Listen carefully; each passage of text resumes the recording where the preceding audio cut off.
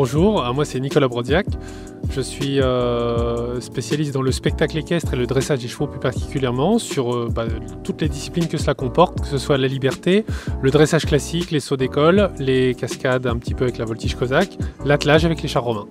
J'ai commencé de manière tout à fait banale dans un centre équestre et puis après je me suis très vite ennuyé tournant en rond. On a une façon d'enseigner un petit peu qui est soporifique quand on est enfant et du coup j'ai vite cherché, ça ne remuait pas assez vite pour moi, du coup j'ai vite cherché un petit peu plus des sensations fortes et je suis parti monter chez des loueurs d'équidés où il y avait peut-être beaucoup moins de bases classiques mais au moins on s'amusait avec des chevaux et le rêve de galoper comme ça sans selle pouvait s'offrir à moi. Après moi je suis consultant dressage à côté, c'est-à-dire que moi je coach les gens même pour la compétition de dressage parce qu'à un moment donné il faut fédéraliser un petit peu ses méthodes de travail, mais dites-vous que les 2 premières années de dressage d'un cheval de spectacle ressemblent énormément aux 2 premières années d'un cheval de dressage classique. Et après, en fonction du caractère, s'il est joueur, etc., on va pouvoir l'orienter sur son métier un petit peu futur. Ça va être l'attelage, la voltige cosaque, la liberté. On va essayer de laisser beaucoup plus s'exprimer le cheval. En dressage, on est là pour présenter un cheval devant des juges. Le cheval doit rentrer dans des cases et dans des cases avec des notes. Là, c'est différent et du coup, c'est très agréable pour moi déjà de faire du dressage classique parce qu'on a quand même cette certaine ligne de conduite qui est à tenir et qui est très agréable. Et puis d'un autre côté, le spectacle m'offre le choix de pouvoir respecter mes chevaux dans leur caractère et de les laisser s'épanouir là-dedans. Et ça, c'est une liberté que je veux pas arrêter. Alors, je me suis mis à mon compte à 21 ans. Parce qu'au début, donc on a fait quelques petits spectacles et puis après...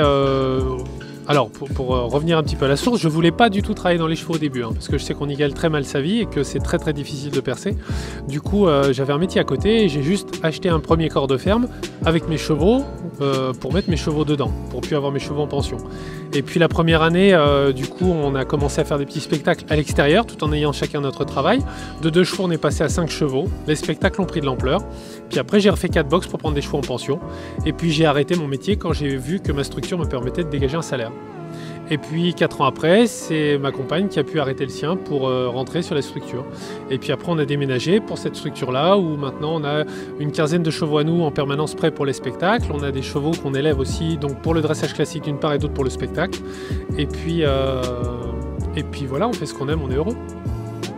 J'ai plein de très très bons souvenirs, mais des très bons souvenirs, c'est de faire des choses finalement que les autres chevaux pourraient pas faire. C'est-à-dire qu'on a été sur des plateaux télé, j'ai un cheval qui a pris l'ascenseur, donc pour aller sur des plateaux télé où vous avez vraiment plein de câbles, on vous dit moteur action et le cheval faut qu'il piaffe passage, vraiment il a 3 mètres devant lui avec de la moquette. Donc là on est bien loin de ce qu'on peut imaginer, même pour les échauffements de dressage ou le cheval, etc. etc. Et c'est très important de se dire que le cheval peut comprendre de faire les choses comme ça aussi. C'est hyper bien. Donc on a des tas de souvenirs comme ça, ou alors j'ai un cheval qui avait été blessé très gravement et qui était revenu sur le devant de la scène moins d'1 an après parce qu'il avait une grosse opération avec une hernie inguinale et on avait fait l'entrée sous le chapiteau de l'équirando et en fait c'était pas prévu, j'ai été vraiment galoper et tout sur les planches de parquet et faire piaffer le cheval devant tout le monde sur la piste de danse en fait. Et ça c'est un de mes plus beaux souvenirs parce que tout le monde tapait des mains sur le piaffé du cheval. Alors mon cheval de cœur, moi il s'appelle Hidalgo. C'est un cheval que j'ai depuis qu'il a 6 mois, il a 17 ans aujourd'hui. Et ce cheval-là m'a permis de réaliser tous mes rêves. C'est lui qu'on a emmené en ascenseur, qui a bourlingué de partout. Il a un mental extraordinaire, pas toujours facile. Mais pourquoi c'est un cheval de cœur? Parce qu'il me permet de réaliser tout ce que je veux. C'est-à-dire que c'est un cheval qui, techniquement parlant, a tout le répertoire du Grand Prix en dressage, donc on peut rien lui reprocher. D'un autre côté, en voltige cosaque, je peux lui faire tout ce que je veux et je peux faire tout ce que je veux avec lui sans bride et je peux le mettre dans toutes les situations impossibles. Le jour de la fête des pères, ce cheval-là est tellement gentil qu'il peut emmener mon père qui ne sait pas monter à cheval faire une balade avec son fils. Et aujourd'hui, il met ma petite fille à cheval. Nous ici, notre structure, elle est très particulière parce qu'on n'est pas ouvert au public. Par contre, on prend des stagiaires en perfectionnement. Donc des stagiaires qui viennent vraiment se perfectionner, des cavaliers qui sont propriétaires de leurs chevaux, qui viennent avec leurs chevaux, se perfectionner dans la structure sur différents horizons de discipline. Ça peut être des écuries de spectacle, ça peut être des gens qui peaufinent un concours, ça peut être des gens qui veulent atteler leurs chevaux, ça peut être des gens qui veulent améliorer simplement leur dressage pour avoir un contrôle en extérieur ou un meilleur contrôle et juste se faire plaisir. Voilà. On a vraiment tous les horizons. Alors, nos prochaines échéances, c'est sûr qu'on a des échéances un petit peu dans différents domaines. On a des poulains qui grandissent qu'on aimerait bien emmener sur des grosses épreuves de dressage. Et puis à côté de ça, pour l'année prochaine, on aimerait organiser ici des sons et lumières, vraiment en essayant d'incorporer un petit peu des bénévoles pour pouvoir faire profiter tout le monde du site qu'on a et un petit peu de mettre la mise en scène et faire les spectacles est vraiment un côté qui me plaît beaucoup et que je ne veux pas mettre de côté. C'est la 11e édition de la Fête du Cheval. Elle a grandi, elle a mûri depuis maintenant, donc ces 11 dernières années.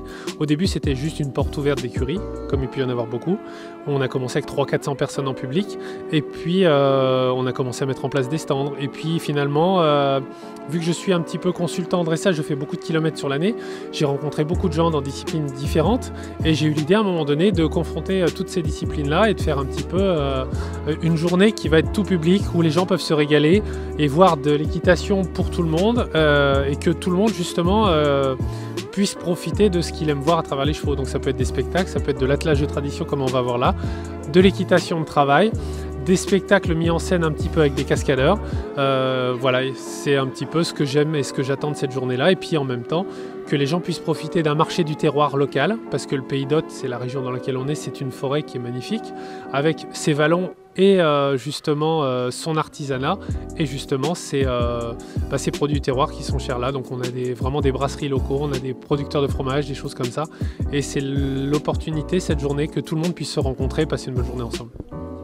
Alors, dans ma vision des choses par rapport à toutes les choses que l'on pratique ici, la première chose c'est vraiment de découvrir un petit peu ce que c'est qu'un cheval et de comprendre la mécanique psychologique d'un cheval, et puis après de se faire une excellente assiette à cheval, parce qu'on a beau, même en dressage, on rabâche la position, etc. Il faut vraiment, et c'est vrai, monter classique et avoir une très bonne assiette. Et après, finalement, c'est ce qui donne la liberté de pouvoir aller dans toutes les disciplines.